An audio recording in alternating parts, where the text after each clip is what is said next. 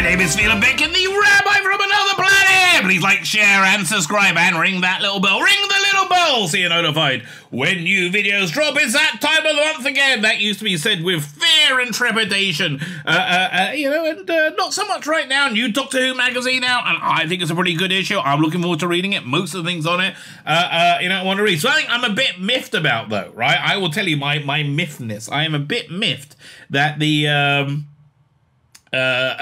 only let you print out 8 pages a day now to avoid pirating. So, I'm just going to a pirating site and downloading it because, look, I'm offline on Sabbath, right? And I like to read Doctor Who magazines. So I print out the pages I want to read. That's how this works, right? I bought your bloody thing. Let me frickin' access it, right? I'm not asking you to pay for the printing. I'm asking you to let me print my own sodding property. So, Pocket Mags, get your heads out your ass. So, that being said, I mean, everything gets pirated straight away. I'll go and see if it's on, any of the. There's websites that just have all magazines in PDF forms the day after they come out. I feel bad for the publishers, but I paid for it. I want to read it. Now that's a good sign that I actually want to read it. I hadn't said that for about 4 or 5 years in Doctor Who. About 3 years in Doctor Who magazine. It was really awful. But now, again, it's full of things about Doctor Who again. So I'm like, yeah, okay, I'm on board. More of that, please. I'm joined by Dan Hadley about, 10, 15 minutes into this review. And we wax lyrical about many things, right? As we do, as is our want. Can I ask you to like, share, and subscribe both on my channel and Dan's channel? Mainly my channel. Listen, don't get me wrong, I like Dan a lot. But, I like my channel. Can you head over to Rumble? Rumble is where it's happening, mate. YouTube are really stepping up their censorship. Dr. Alice got a copyright strike the other day. It's targeted against people they don't like. It's ridiculous. On my live streams, I get 3 to 4 times the viewers on Rumble than I do on YouTube, and YouTube have 4,000 subscribers. Rumble, I have 150, right? So I want to build up that Rumble, right? I want to build up that Rumble channel. That will be great for me. Maybe I'll start doing other programming on it. Maybe I'll start doing political stuff as well on that, because that goes down well on Rumble, right? That's what Rumble's set up for. Anyway, like, share, subscribe, comment. All those things are fantastic. Look in the video notes. You'll find a link to my Substack as well as Twitter. All my content's on Twitter now as well. All the video content's on Twitter. YouTube. Occasionally I post stuff to Facebook when I remember, when I can be bothered. But mostly Substack, because hopefully when I get a few moments to myself, I will be able to work on my book on tape of this. Colin Baker Reads Millennial Rights. It's not really Colin Baker, it's a deep fake AI Colin Baker, but it sounds pretty darn cool. And I like the book, right? I like the book, and I don't want to see it lost to the winds of time. So anyway, that'll be good. If I have time to do that. Like, share, subscribe, comment. Fine. So this came from a live stream I did last night. I'm recording this on Friday, March 31st. When's it going out? I do not know. Who knows? Or dares to dream? Well, you actually know, and you don't need to dream because you're watching it. Okay. Like, share, subscribe, comment. Let me hand it to me, and later, Dan from last night.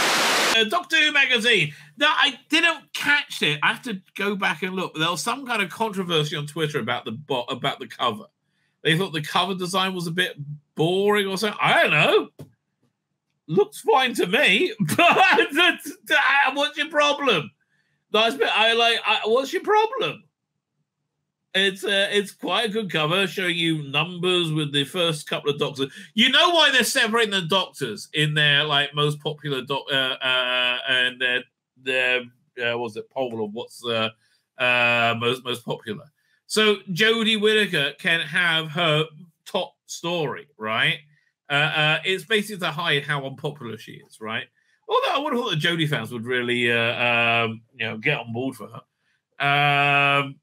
It's all about embracing something that scares you. Exclusive interview with 14th Doctor directors. Oh, I am going to do that as its own stream, I think. That sounds really good, right? I also got to catch up on Liberation of the Daleks. I haven't read it for the last few months. Okay. So look, Typho T giveaway. Flatline was by far the best thing in that first season, right? Absolutely, hands down, the best thing in that first season. We don't want the article. How that goes away. So Roger Langford works this. Tom Spilsbury. You know, you don't have to spin any ratings bollocks. And Christopher Hill. Okay. Doink. New faces. So yeah, well, one or two of them is trans. I know. I think Pete Hell is trans, but okay, whatever. I whatever. And that's really, there's one more mention of Doomsday in this, and this was, they want to minimize this shit. They want to absolutely minimize that. Yeah, all these people are now in Doctor Who. I don't really care. I think I'll do a video tomorrow going over all the interesting bits of this, like reading them out. I like the first Doctor plush. That's cool. I do like that one, actually. That's nice. I should get that for Alex Lees because I like his first Doctor. These are around 60-year part. What's this? After the first 300 stories, nearly 60 years, there's more than 14 Doctors. It's time to ask your favorites on the complete history so far. Okay, we want you to give us your opinion on the Doctor Who stories. This issue, it's a turn on Peter Davies and Colin Baker. Okay, fine. Fine, those darlings. They look kind of nice, but no. Yeah, letter from the showrunner. I haven't read this yet. It's always the first thing I read, right? We might go back and read that tonight, right? And that's probably gonna be my video tomorrow. Oh god, this was embarrassing. Comic relief. This was as funny as it was. Not at all. I mean, like, it was just not, with bits I saw, none of it funny. Like I nearly beat up somebody who they'll give, what charity they give them money to? I don't know, a refugee and took money from them. Right? That's how much I was uninspired by it. It's a nice bit of art. Look at that. Let's give this guy a bit of play. Nice design. I mean, probably. Is it digital or is it? Come back. Really? I'm just trying to say that's a good job. That's all I'm trying to do, mate. Now I gotta go. Now it's just confused. There you go. Okay. Here we go. That's a nice piece of art. I like that. Well done, Paul Pickford. Nice. Oh yeah, it is nice. That looks. I really do enjoy it. That looks like it's physical, right? It could be. It's really, you can't really tell nowadays, can you? Season 3 by Jigo 4. I'm not really a fan of the more cartoony stuff. Katie Manning and Richard Thomas at the BFI. Okay. Oh, he's dressed as a Pertwee. I couldn't really tell, but Katie is so lovely. More good fan art. Okay, let's look. I like looking at this bit. Okay, cringe. Prepare to meet thy doom. Yeah, you have done. Yeah, nobody's gives a shit. Come on, relief. Cringe.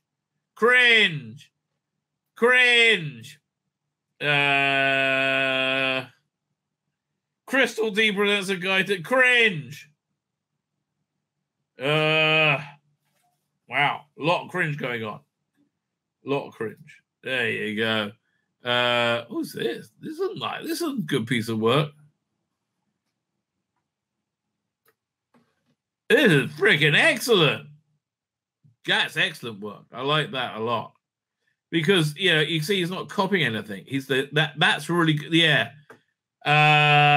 Kieran Ward, keep working, okay? Keep up at working because you really have a good design going on, a good eye for design. Right, this is fun as well. Look at this one. I love all this fan art. Oh, where'd they go? Go to page view. Hang on.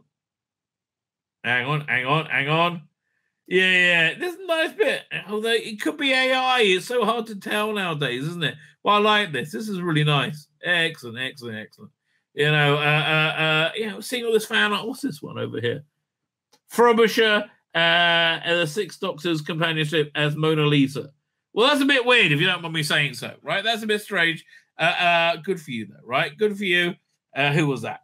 Justin Bush. So, you know, I can't do that. Okay. When I'm about to introduce somebody, never, ever have the last word I'm going to read be Bush, okay? That's always going to be bad. No, that would be bad. So, you know, I am reveling in this Bush. I'm reveling in this issue of Doctor Who magazine. I know somebody else who likes a good copy of Doctor Who magazine. You know, sometimes the pages get stuck together. What can you say? What can you say? You know, sometimes one's essence just gets leaked out with excitement. I mean, maybe, look, if it leaks out with excitement in this magazine, you might want to see a doctor. That's all I'm saying. But you know what? Everything's groovy in today's world, baby. But, you know, everything might be groovy. But there is still a hierarchy of greatness, right? You know, there are serfs like me who, you know, if we're lucky, we get to work our way up to mucking up the lepers, you know, and, you know, just cleaning the shit out the gutters. However, we have our betters that get to shit in the gutters, and they shit in the gutters with great gusto and glee. One of my favorite gutter shitters is going to join us tonight. He is, of course, Birmingham's King of the Geeks. We have Dan Hadley with us. How you doing, Dan? I tell you what, it's been a lot easier to keep oneself aroused now they've got rid of the Time Team from Doctor Who magazine, isn't it? You can sustain. Strangely, yes. Oh my God, yeah. The Time Team. That was embarrassing. That did not go well. Hey, I mean, I'm looking at Doctor Who magazine. Would you care to peruse it with me? By all means. I haven't had a chance to pick this up yet today. I've been too busy, so I'll have to go and grab my copy tomorrow. Does it look like a good one? Yeah, it actually does. I mean, if you like black and white Who, sure. Have you any interest in buying this? It's Peter. This is my TARDIS team, so yeah, I will get this. You know, I have to be selective. Do we have writers? Do we know who's writing this little lot? They don't see it. I'll look at the website after, but yeah. I'm giving a miss. This column is just so incredibly dull, but it did have one interesting bit. So I got a bunch of rumors this week, right? Yeah. Oh, very similar, right? I don't know if you heard the same thing. That did you see my thumbnail for tonight? I haven't, I'm afraid. I mean, if you're talking about Doomsday rumors, I'm not hearing. I have heard things. No, there's radio silence. No, part of the thing is there's radio silence now, right? So yes, the rumor I heard was that like this is just something like Russell Deere was like okay to do a transmedia thing. He didn't see it, and apparently he didn't see the trailer until a couple of days, and he only saw it because he was alerted of the meltdown on Twitter that was going on, right? And he saw it, and he basically this happened. He had a shit when he was like, "What the is this?" He was livid about. Have you heard this? Because I heard more than one person tell me this. I've oh God, okay. Obviously, you can't say, and I can't say either.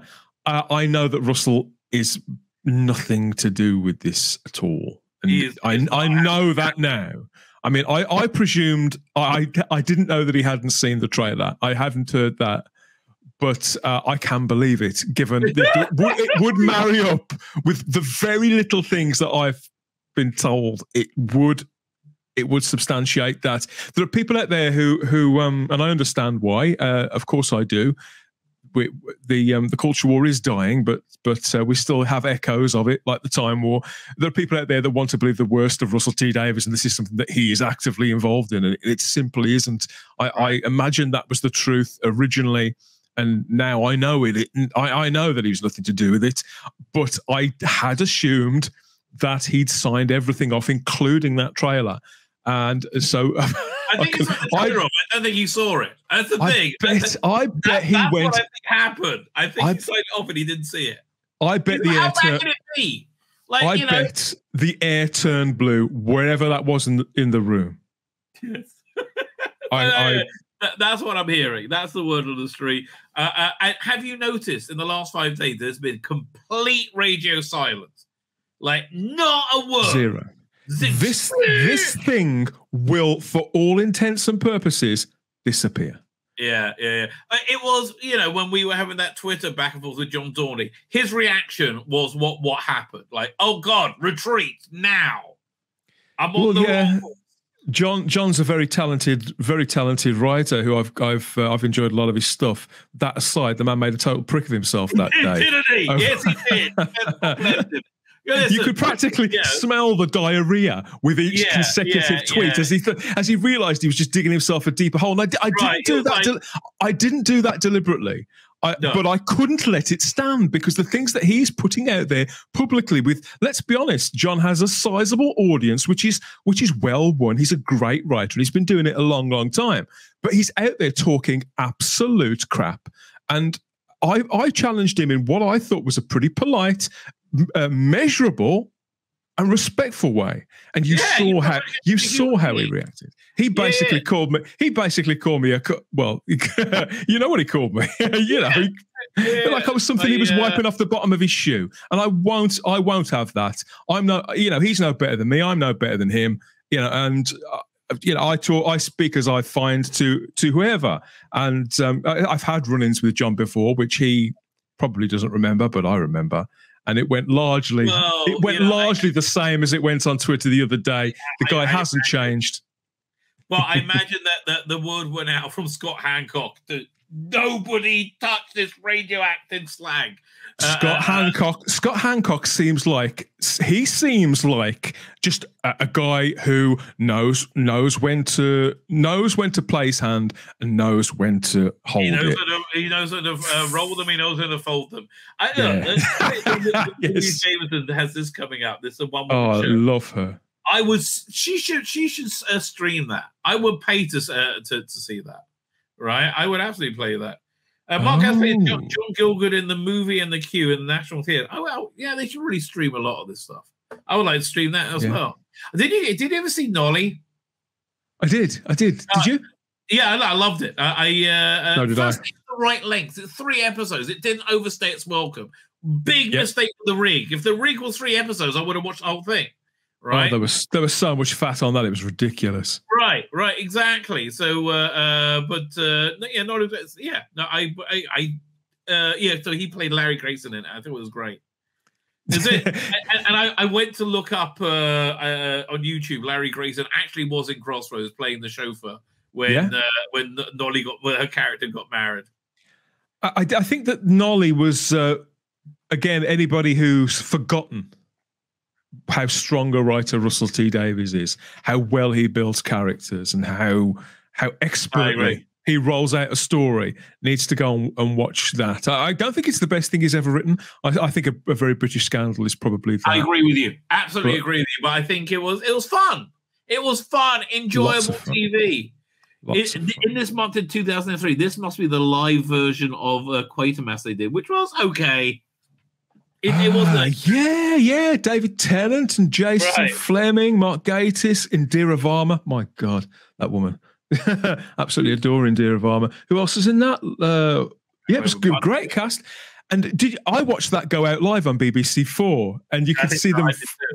You could see the panic in their eyes. It was wonderful. Yes, you really could. You absolutely could. They were absolutely terrified. That's one of the reasons I liked it. It worked. They had a great sci-fi season on that year, which I really enjoyed. Yeah, they did. What's his name? Not Timothy West. Sam West played John Wyndham. That was a fantastic drama as well. Yeah, I'll have to dig those things out.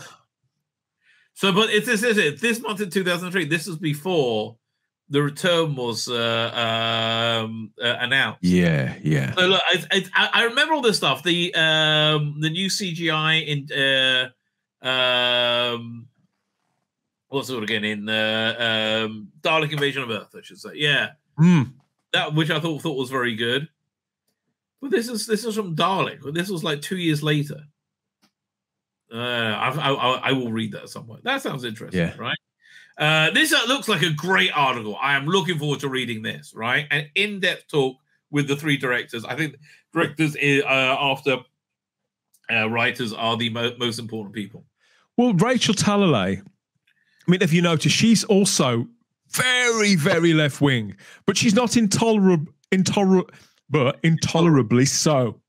Listen, you can live with people. We all used to live with each other with political fucking differences. That was just normal. You were a weirdo if you didn't talk to somebody because they didn't vote the same way as you. You were a knob, right? That became normal over the last 5 to 10 years. She seems very live and let live, and I don't know who the other two are, but they just seem like really quite nice people who are happy to get down to work on the show, which is how it used to be. Yeah, which I think was going to, and Rachel Talalay got such a good background. So that is an article I'm excited to read. I kind of want to get this, the 1988 yearbook. This one looks good. I stopped buying these when they put the price up, and I regret it now.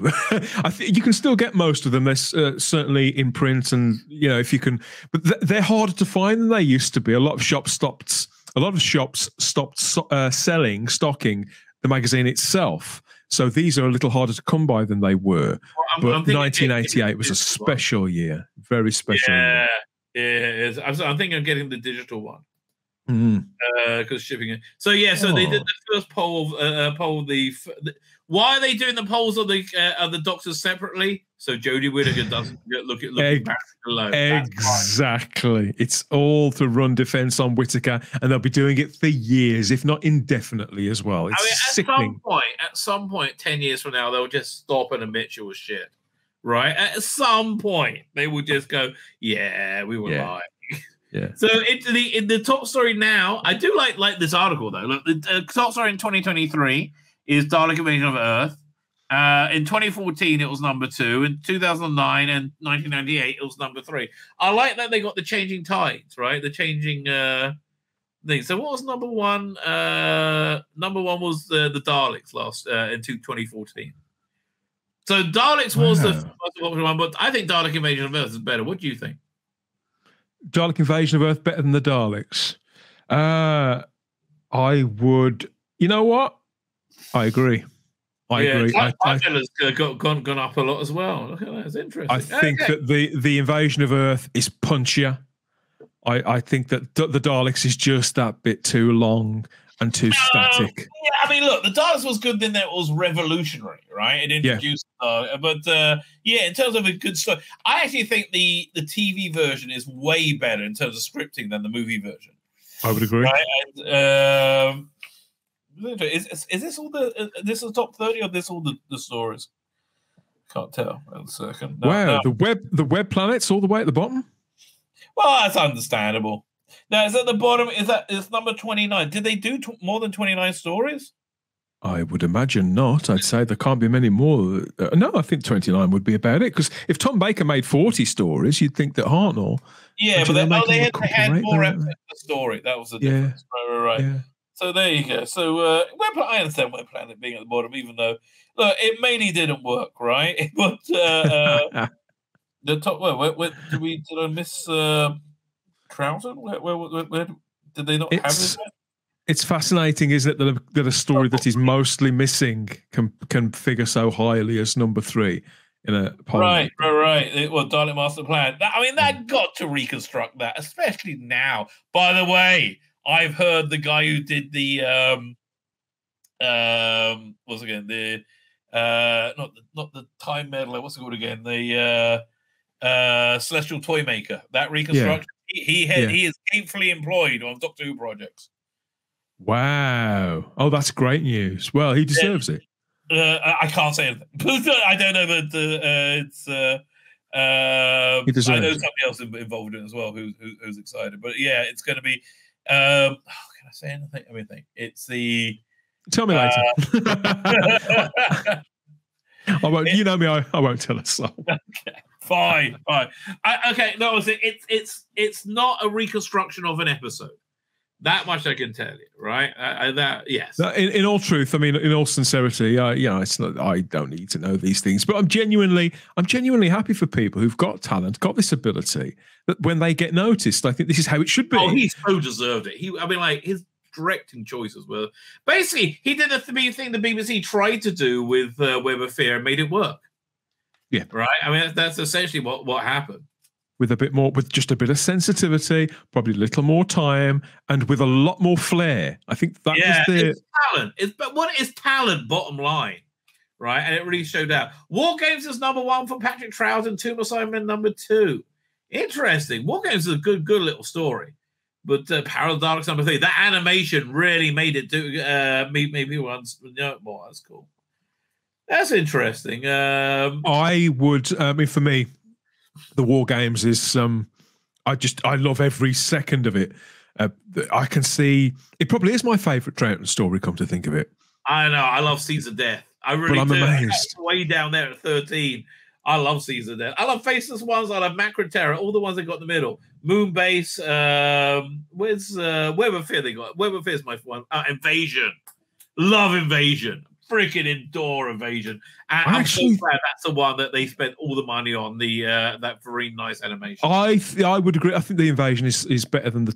Is it better than the Tomb of the Cybermen? Actually, it's probably about the same. All things they're very different stories, right? They are so different stories. It's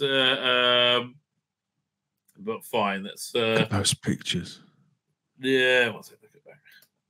See, the War Games wouldn't have been number 1 10 years ago. What? No, well, this was what the DVD Ages has bought it, I think.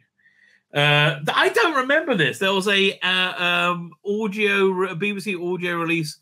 I was getting a new release of Life. One of those examples at the time was getting a new release of Life from BBC Audio. Are just looking to animate, do versions of anything. So what? This is a game that they made? Yeah, this was with Typhoon T, wasn't it? It's before my time. But people if you ask JT and Simon from Type 40 Live about this, and they just go misty-eyed and they'll do half an hour on it. Oh, well, they're on tonight, right? You're on.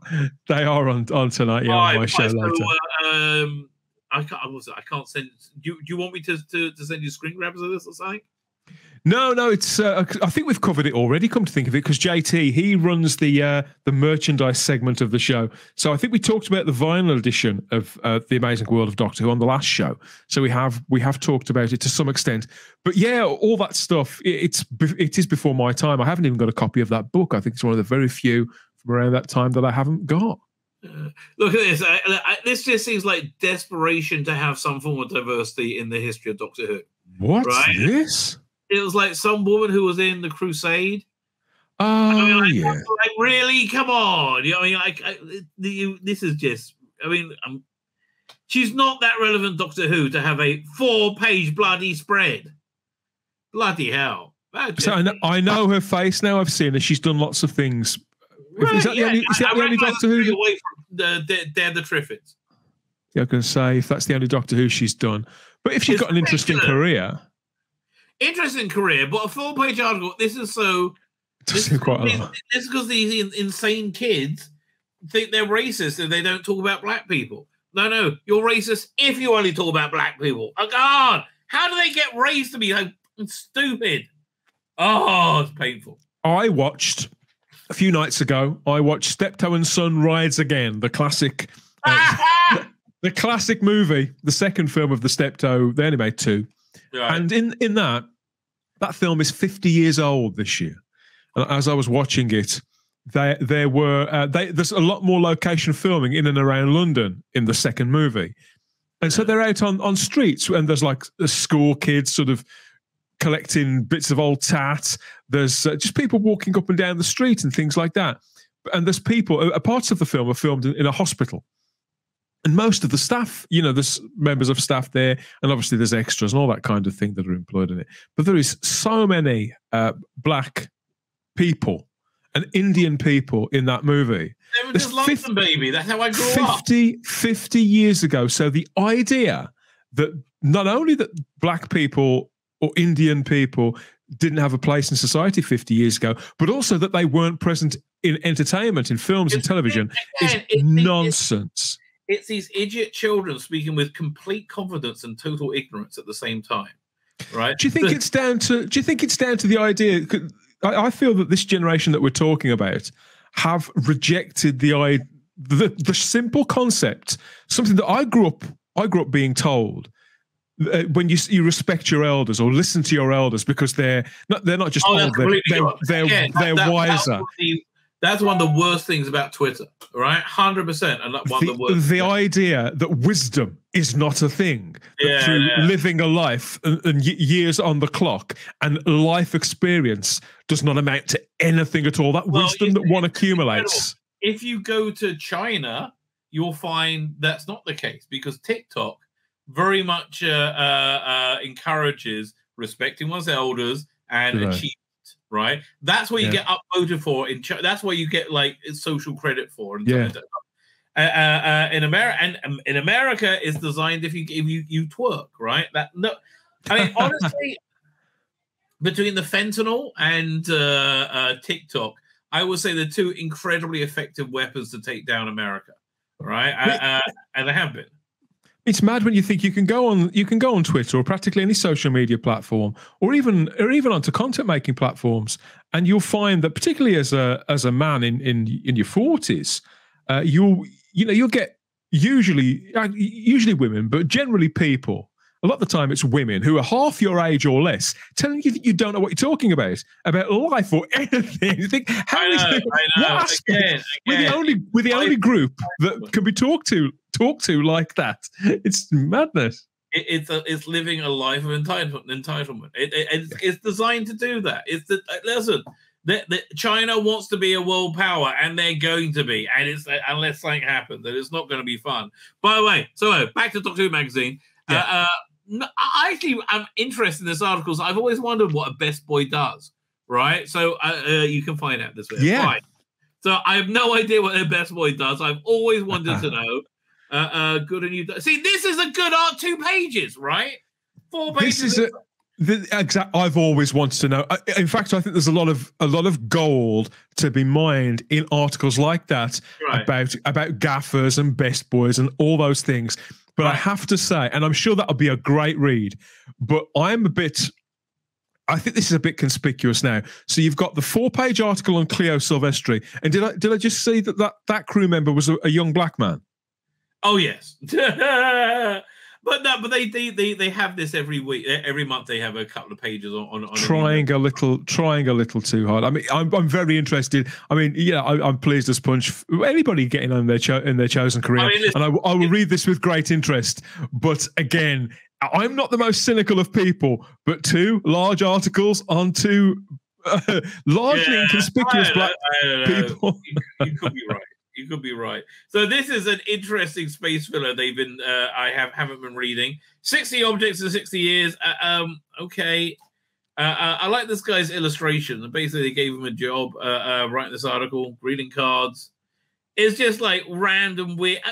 I mean, nice enough, I guess. I don't know. I don't want to like. I'm totally down for these kind of articles. Like I said, I think that with Doctor Who magazine being the magazine, the kind of mag that it is, a lot of people I think it promotes a lot of interest in people who like to see behind the curtain. So they'll, I am genuinely interested in reading that article about the best boy there, because we like to see how the sausage is made, sort of thing. Right. I love that. That's my thing. I love that. I think this is a reflection of the same sort of thing. Objects that you could never, any other specialist magazine, I'd be surprised if they would have content that is like this, that's skewed like this, that has this kind of edge of the slightly sad. I mean, I now I'm kind of into reading about the creation of the Neo Cybermen, right? Yes. You talked me over, right? You've got the Viewmaster. You've talked me over. I'm going to read this article now. Look at the Viewmaster in its little box there. That is a thing of beauty. I've got the Peter Davison one. I haven't got that one. I've got the discs, but I haven't got the packaging. This is fabulous. Yeah, listen, the packaging for anything. Yeah, that does look nice. I do agree with you. I'm behind on the comic strip, but I have to because it's only 6 pages, and I want to let it build up a little bit. Best episode of Capaldi's first season by far. Not even close. What do you think? Yeah. No, I agree, and I'm a big fan of Capaldi's first season. I know that you're not so keen, but this was the standout episode from that. Yeah. I can't remember who wrote it. Jamie Mathis. Yeah, he's normally very solid, isn't he? Yeah. Right. So you got the poll. What's your favorite Doctor Who merchandise? Okay. Tom Baker bear.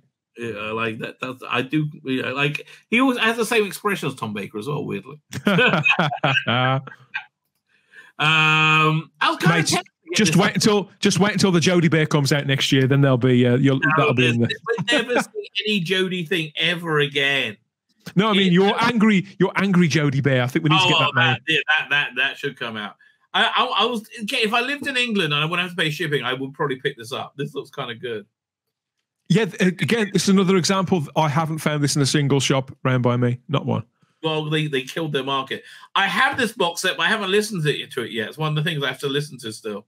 Joe Jones and the Third Doctor. I heard it's a bit woke, but I listen. I have to wait and see for myself to judge. Yeah, I decided not to go for this, but I've changed my mind, and I probably will. I love the last one that much. I thought. Oh no, I've still got a book Kaleidoscope, and I haven't listened to that. But the Kaleidoscope's great. That's really good, right? I found their Third Doctor range, their Second Doctor range has been really strong recently. Their Fourth Doctor is not bad, but I'm not nowhere close. I think their relaunch has gone mostly really well, but the big problem they've got is that there's still too much material coming out. There's way too much. I agree with you. And also, I think they're getting a lot of competition from BBC Audio right now. So they got this book, read by John Coleshaw, The Time Monster.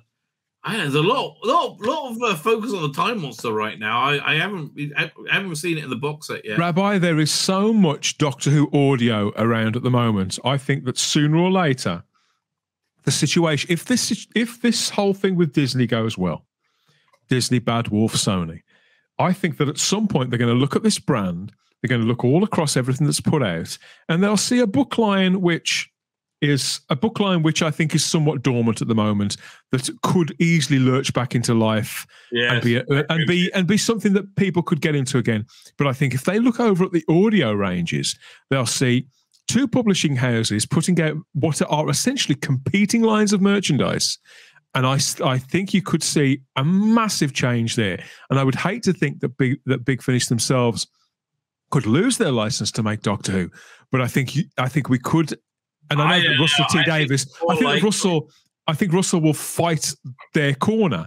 But I think that at some point, intervention by the producers of the show for the good of the brand is absolutely essential. There is far too much. I think what they need to do is move to a streaming service, right? I think Bad Wolf should buy Big Finish, and I think and negotiate the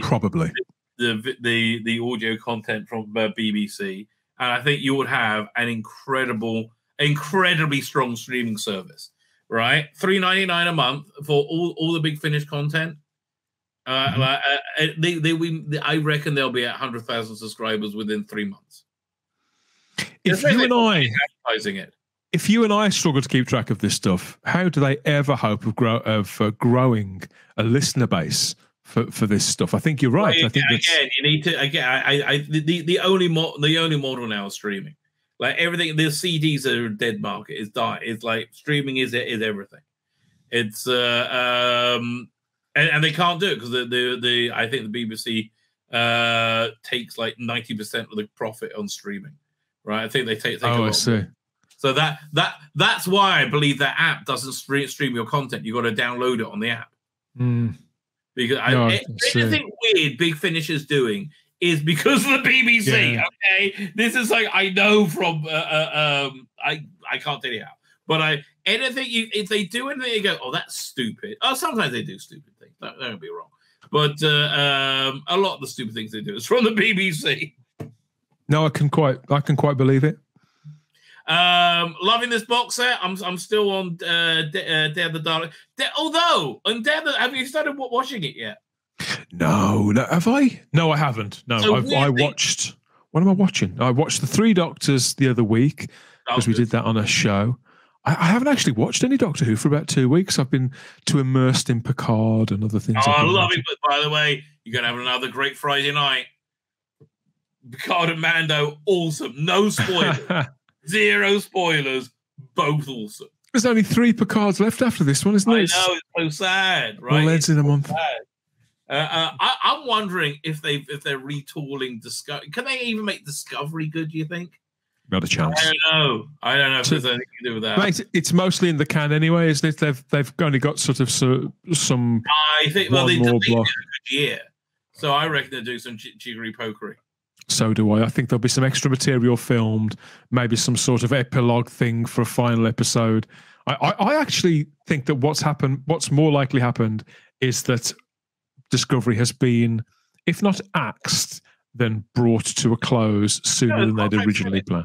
It's all about Kurtzman's contract being finished, right? Strange New World apparently had a 3-year contract. I think Lower Decks is done, but the rumor is they need to wrap up Star Trek within a year to make it saleable, right? That's what I've heard. Oh, I see. That would make sense. Yeah. Right. So I think Lower Decks is done. Hopefully, one can only hope. Anyway, in Power of the Dark, Dare of the Daleks, they reference the second story. They say, well, they talk about Curse of Peladon. And I was like, really? It's weird, out of order, but okay. I haven't watched this extra yet with the Sea Devil, but it looks a bit ropey. I tell you, if you need somewhere to keep your toast, Ingrid Pizza for you. What a cleavage that woman had! Yeah, absolutely. And by the way, not that I want to say anything good about Sue's lovely pair of tits. Every time I say it, I say. Absolutely, from the neck down, really, really incredible. But then you get the searing anger. Oh yeah, I noticed. Yeah, that woman's got a great body, and I think she's a very pretty girl. To tell you the truth, it's I think she's used it to get where she wants. Ugly on the inside is what I would. Oh yes, I would agree. No, please finish this Sixth Doctor piece of shit. I'm done with the Sixth Doctor and his amazing female friends. Like, yeah, this is everything of where the Sixth Doctor is right now. Like, come back. What happened there? Yeah, back to go to page view. So this is I'm not interested in this. I like Mel, but like, piss off. Give me Doctor Who. I think that Colin maybe has dug himself a hole with some of this by being the most vocal about his alleged sort of feminism, and so they've you get what you tolerate, and it's just like they've given him any piece of shit script that they've got kicking around by some bird. Just get it out. Apparently so. Although I do like it when they interview people about their favorite doctors. This is normally a good little thing. Right. I like that I'm seeing lots of material I can do on my streams right now. She's lovely. Mina Anwar, what a lovely actress. So it's so nice to see her. I mean, I was chuffed when she was cast as Rani's mum anyway. But the fact that she's still so proud of being in Doctor Who. I think this is going to be a big range for a big finish. The Beyond Bannerman Road. Because it looks fun. It looks fun. They've got somebody. It's being led by an actress who you can't help but like, in a character that she was young enough to be my daughter, but you couldn't help but relate to and want to get behind. And you got people who are genuinely thrilled to be associated with their parts, and lots of scope to tell some really nice stories that probably can't be told with anybody else at the moment. Now that Liz has been gone for 12 years. It's a long time, but it still seems like it was only a couple of years ago. So that's the kind of range that Big Finish should be not pushing as such, but should be pushing creatively. Yeah, exploring and I won't say trying out new writers on it, but they can be a little more, if not progressive. They can move forward with the stories creatively in something like that. Right. The place to do that isn't in Sixth Doctor stories with Colin Baker. I agree completely, but that's why I like I think having what's the name head it Rani, what's her name, the actress? Oh, Anjali Mahindra. Yeah, is a very good idea. This, however, this is an example of there's just too much stuff out there. I wouldn't mind this. Katie Manning reading Iris White theme novel. This is a background on Iris White theme, which I've always enjoyed, but there's just too bloody much. I didn't finish the Kate Allman book on tape either. Right? I just too much. Thank God I'm out of what's it called again? Torchwood. And this is another BBC audio one. I like how they're being inventive. But man, they are adapting anything right now, right? Absolutely anything sufficient. This is a fun little thing they do every month. I do enjoy this. And then next month, so they're going to be doing the 70s Doctors. Yeah. Listen, where we're going. Oh, Dave Gibbons is being interviewed. Oh, that should be good. Man, I would imagine they've probably edited a lot of this stuff. Hand job. What the hell? $7.99. Yes, crazy price. Fact Fiction is the Idiot's Lantern. How Jacqueline Stonebridge helped launch Doctor Who. Oh, God, please stop trying to insert Whitney into. Who was she? Was she the tea? Was she the tea woman, the tea girl on that episode? Yeah, I mean, really. I bet she. Maybe costume design. I bet she had very little impact, right? I bet she had very little impact. And then we have is this? Oh, we've got the rope. This was such a dud. Very, very sad. And great cover, really good cover. Well done, well done. My name's Tzvi Lebetkin, the Rabbi from another planet. Please like, share, and subscribe, and ring that little bell. Ring the little bell so you're notified when new videos drop.